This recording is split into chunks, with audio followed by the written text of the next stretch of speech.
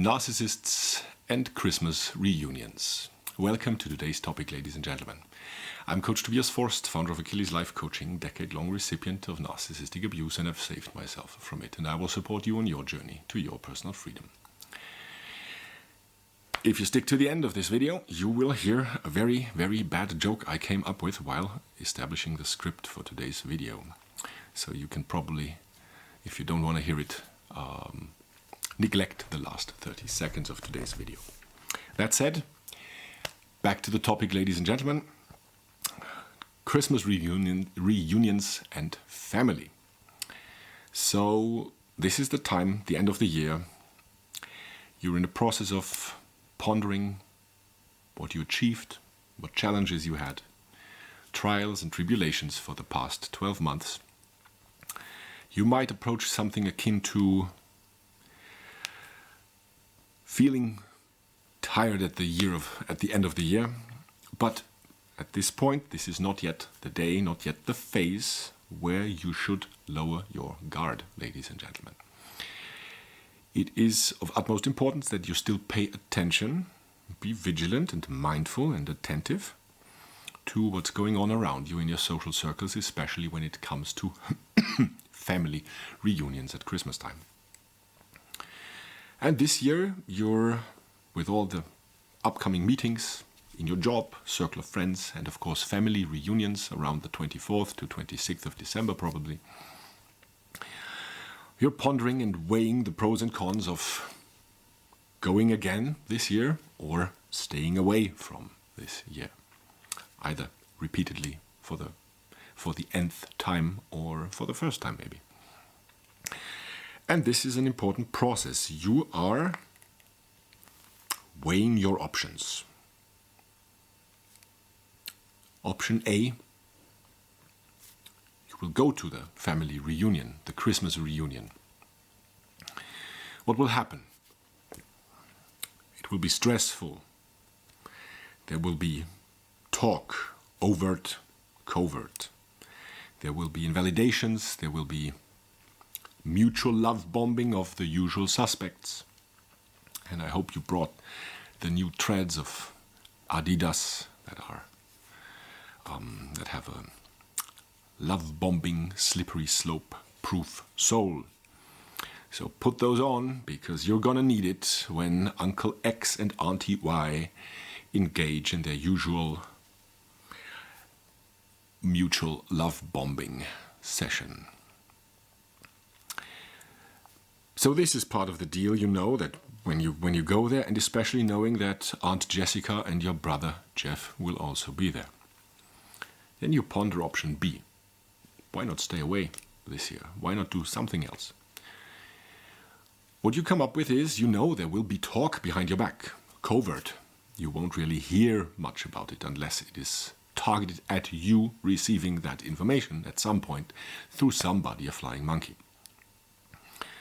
And apart from that negative point, which is the same as in option A, you come to the conclusion that there's going to be a lot of free time and peace at hand for you. That really doesn't sound so bad now, does it? And you're going through a few examples, 2 examples of last year. Your encounter with Auntie Jessica.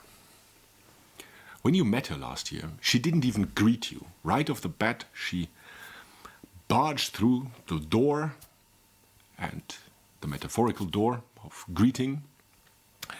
And you said, "Hi, Aunt Jessica," and she was all about, no one told me that you would come this year." You just smiled at her, knowing what she was, what she is, and what she will always be. Say, "Oh, Auntie, I see that politeness has yet again lost its eternal battle against you. Uncle Henry, that's good to see you." And then you approach Uncle Henry, one of the few normies there, one of those people that you actually have a pleasure in interacting with. Somebody who is of sound mind and sound emotion. And there was your brother Jeff.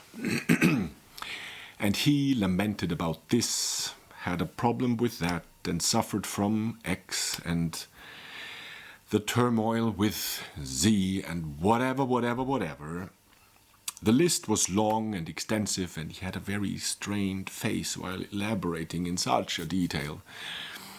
And all you could distill from it was basically what you heard was, you know, back in April, somebody bound my laces together, and for 2 months until June, I had to hop on two legs to wherever I went until my yoga teacher finally helped me with a child-proof scissors and cut the laces so I could move freely again.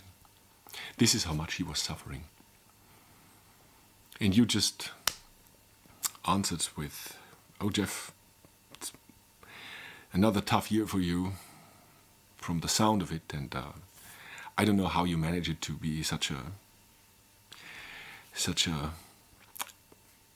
joyful and cheerful person, how you manage this. So well done, despite everything. Take good care. Yeah, will you? Good. So with that in mind, the stories of last year fresh on your mental horizon, you approach the process of your personal conclusion for this year, ladies and gentlemen. You have absolutely no obligation to visit anyone, to take part in any kind of reunion. Not the job, and certainly not the family. There will be talk about you, whether you are there or not, whether you want to or not. So use this circumstance, this given, as a tool to separate the chaff from the wheat. Who qualifies for you and who doesn't? Who plays along with the adult children and who's actually capable of critical thought and somebody with an awoken mind. Moreover, ladies and gentlemen, family name means nothing. Zero, nada. So I encourage you to stop gaslighting yourself of thinking otherwise. That family name actually might compel you to, might lead to an obligation for you to actually participate. Because truth is, there is no such thing. There is no such obligation. I recommend you spend your time with the people that are worthy of it. People that mean well toward you and who you mean well toward. That said, now to the lame joke I came up with while writing the script for today's video. What do you call a narcissist that decorates himself in the branches of a fir tree and red glass orbs? That's a Christnards tree. You're welcome. So, be your own hero, be your own heroine. Merry Christmas, and I'll see you next time.